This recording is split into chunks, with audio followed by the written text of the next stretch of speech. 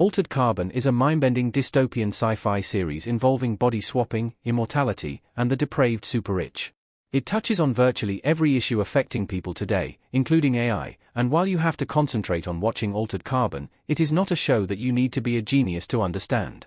The Netflix series is set in the far future, where human consciousness has been uploaded to a disk that can be implanted into any physical body.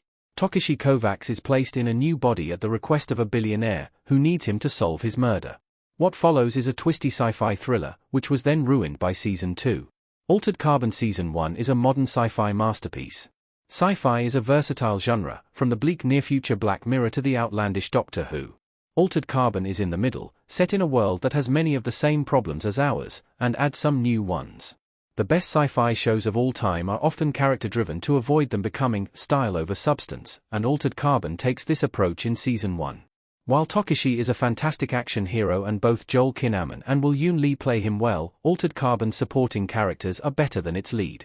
The relentless detective Kristen Ortega has an interesting backstory that connects her to the case, while the fan-favorite Poe is not just unique but the heart and soul of the show, despite lacking both as an AI creation. Many great sci-fi TV shows highlight the spectacle of space travel and body swapping without looking much deeper. However, Altered Carbon questions the ethics of its scientific advancements, putting it on a par with sci-fi classics like Blade Runner. The first season introduces a murder mystery but branches out into interconnected subplots with some major twists and a satisfying ending. The show is a perfect example of why diverse perspectives are essential to sci-fi. Kristen in a fighting cage with her fist raised in Altered Carbon.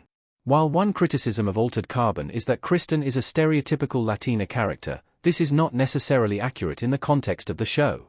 Kristen is headstrong and fierce, but she also has a backstory that is thoroughly explored. She is not reduced to comic relief or a shallow love interest, and her Mexican culture informs one of Altered Carbon's best scenes.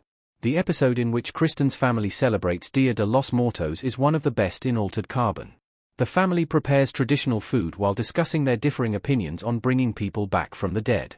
This is explored when Kristen brings her abuela's consciousness back in the body of a tattooed white supremacist.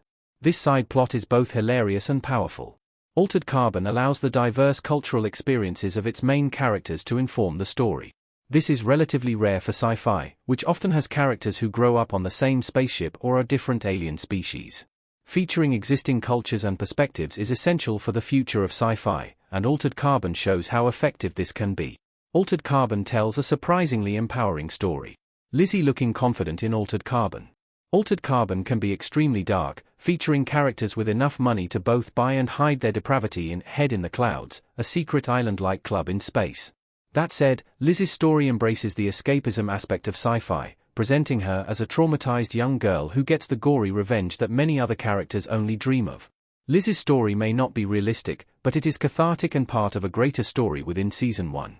Altered Carbon is a sci-fi show that surpassed its book origins by showing love winning in the end. With Kristen and Riker reuniting, Lizzie returning to her parents, and Takeshi preparing to look for Falconer's backup, Altered Carbon's message is one of love being worth pursuing. Many sci-fi themes are open to the viewer's interpretation, but Altered Carbon highlights the empowering idea that the body you were born in does not define you. This is a concept that is very relevant today, and illustrated by Liz's parents, whose love for each other does not change when Ava is cross-sleeved into a male body. The unnecessary second season destroyed Altered Carbon's legacy, but the first season is essential viewing. Anthony Mackie looking off to the side in Altered Carbon Season 2. While many sci-fi shows with an incredible first season fail to live up to this success in later seasons, Altered Carbon truly failed with its second season. The show would have worked as a standalone limited series, but instead, the second season threw Takeshi into the future, on another planet, with Poe undermining his tragic death in Season 1. With Riker returned to his body, Anthony Mackie takes on the role of Takeshi, and while Mackie is a great replacement, he was let down by the plot and writing of the second season. Altered Carbon Season 2 left behind the noir tone of the first season and most of the fantastic supporting characters, without replacing them with equally charismatic people. Strangely, this is where the audience and critics disagree. Season 1 had a very high audience score on Rotten Tomatoes, while critics preferred Season 2. The second season had even more action and spectacle, but without the heart of the first. To use Altered Carbon's terminology, the second season felt like a sleeve without the stack, and the show was cancelled afterward.